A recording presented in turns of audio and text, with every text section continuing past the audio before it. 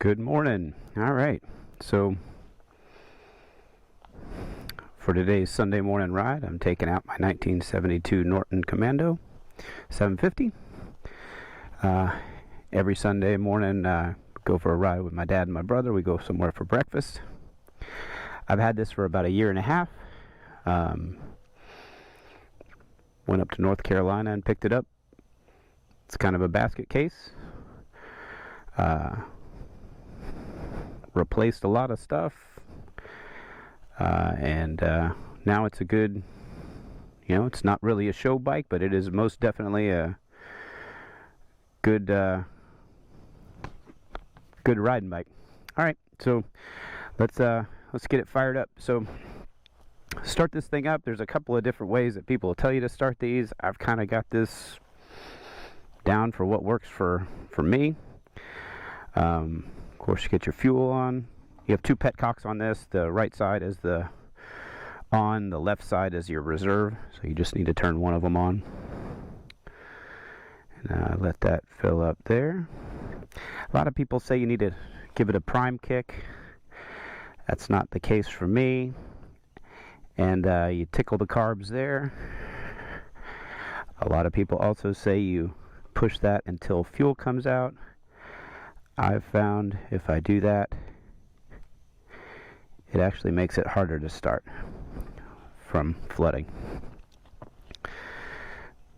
So I have a, I guess you'd call it aftermarket RGM Norton designed kickstart on this, which is a little bit longer than the original. And most importantly, and the reason that I got it, is that the original kickstart sits right here where you want your foot to be. So this one is much more comfortable when you're riding, as well as making it easier to start. So if I'm currently selling this, if someone has this, I have the original kickstart. If you like things that are original and don't work, there you go. You can put it back. All right, the ignition's down here in this crazy little boot. Okay. The choke has some slides on the original Amal carbs. So that would be the choke on. And that's off. So we're going to turn it on to get it started. And usually I can start this in one kick. Let's see how good I am today. So usually I'll get the Kickstarter down to about, on the compression, about 90 degrees to the ground, and then just give it a little gas when you kick it through. Ow, slipped off of it. It's a little wet going through the grass. Alright. Well, always a second kick when you're videoing.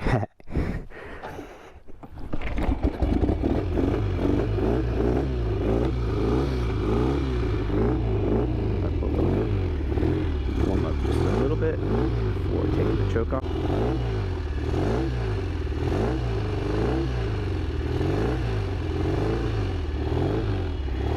Are a little bit cold-natured.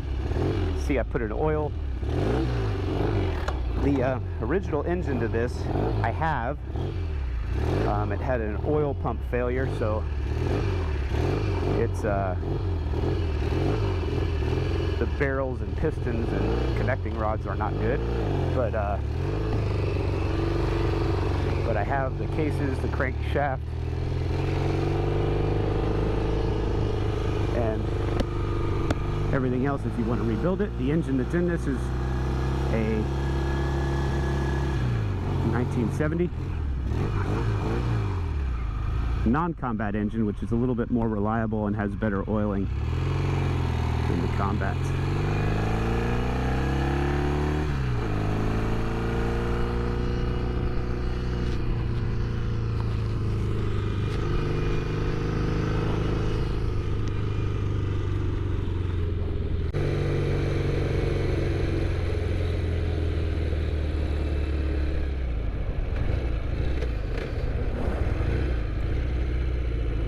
So On these older British bikes, you have a right foot shift and left foot brake, which is opposite pretty much everything else in the world after, I think, 1975. So it is different to get used to. I have a few bikes, and this is the only one that shifts like this.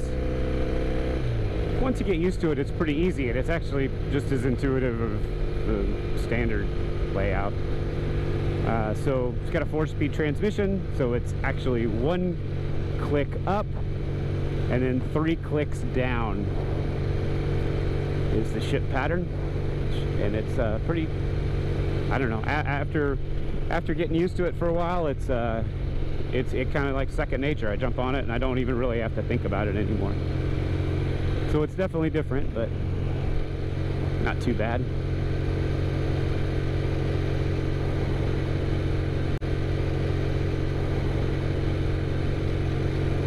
So we're getting a little bit later start than normal, so it's light outside, which is kind of cool. Usually we meet at 6 or 6:30. We're gonna head to the 4th Street filling station in Cocoa Beach today. It is my brother Bo's birthday. So happy birthday to Bo. So I bought the engine off of a member from the Norton forums. It was an engine that he had built up, and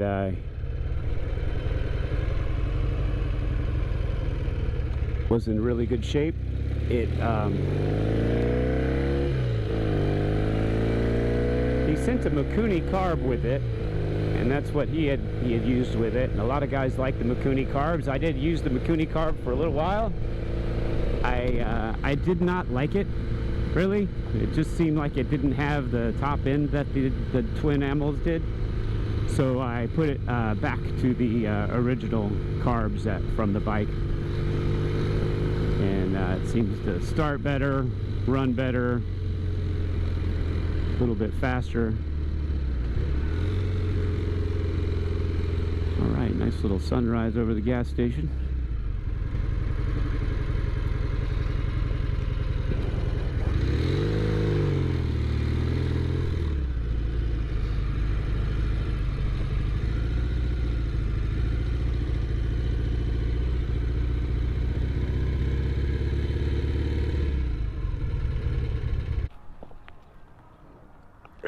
This has a side stand and a center stand. I recommend the center stand. Most of the time, because that's where you want to start it from. You're not supposed to start it on the side stand because that'll wear it out. And you could possibly eventually break the frame. I use ethanol free in all of my carbureted bikes. This gas tank is handmade in England by a company called Tab Classics. So there's not two of them the same. It's bare polished aluminum. So like the decals on the side are just on there. If you want to change those or anything, all you have to do is take them off, polish it up, and put another set on. I thought it was going to be easy to take care of. It's really not that bad. You know, it does take a little bit of work, and if you're someplace like Florida, like I am, you just got to wipe it down every once in a while, keep it polished, and it looks pretty good. Let's see. So that's about where I liked it to be on the kicker when I start it. Oh, too far up. Okay.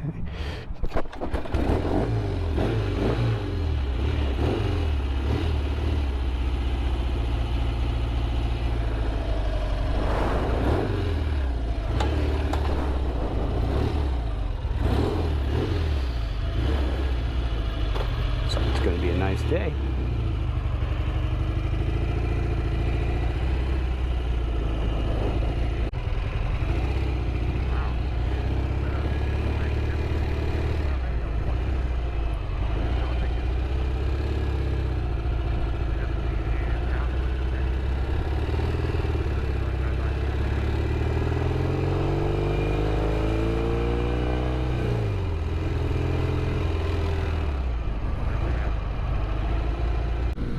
So it's Bo's birthday today. Hi, Bo. This is his 1975 BMW R90. It's got a lot. Oh, nice. Nice. Showing off. I think it is a little bit faster than the Norton with the bigger engine.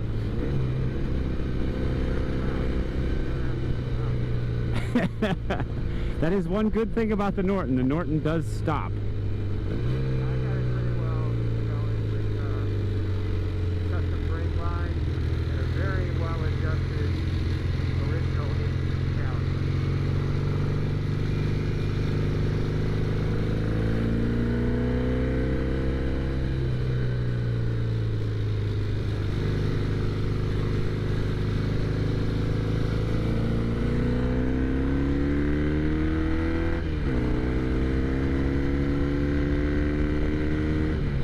Norton's not quite warmed up yet, so.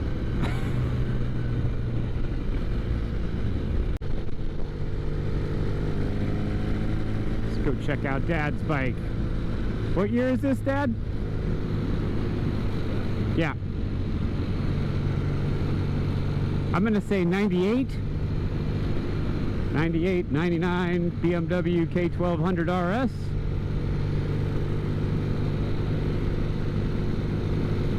That looks pretty good on you.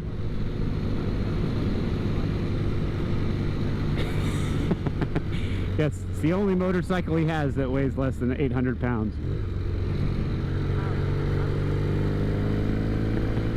No, the Indian probably weighs about. It's just got such...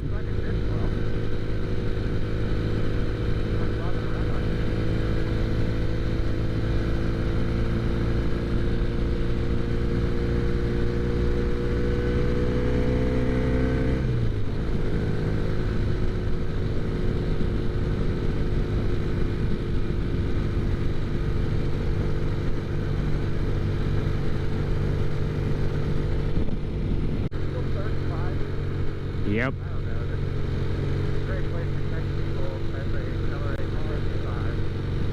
This guy's pulled me over once, like accelerating, but it's got the green sign, but then I was still in the 35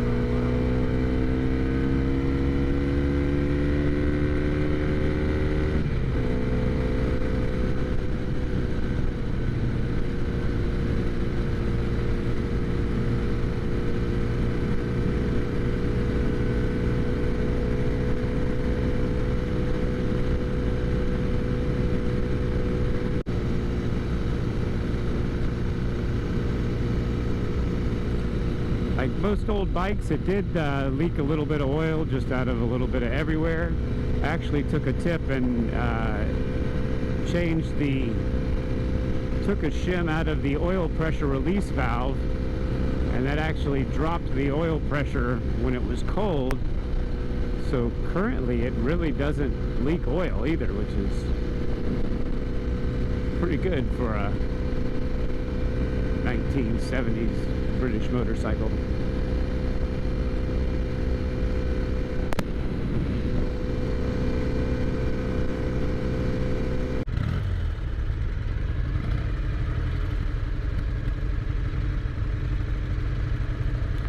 We're going to turn here on